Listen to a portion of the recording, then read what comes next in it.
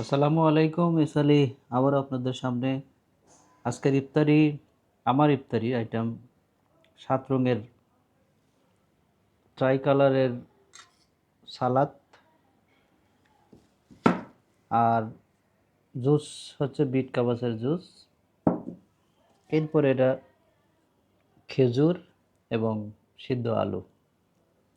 সিদ্ধ আলু কিন্তু গুড ব্যাকটেরিয়া, যা শরীরের জন্য অত্যন্ত ভালো। আর ট্রাই কালারের যে সালাদটা বলছি সেটা হচ্ছে এর ভিতরে ডিম আছে, শসা আছে, গাজর আছে, ক্যাপসিকাম আছে, বিট কাবাচ আছে এবং ছোলা বুট আছে। আরও সাথে আছে হচ্ছে পেঁয়াজ এবং কাঁচামরিচ।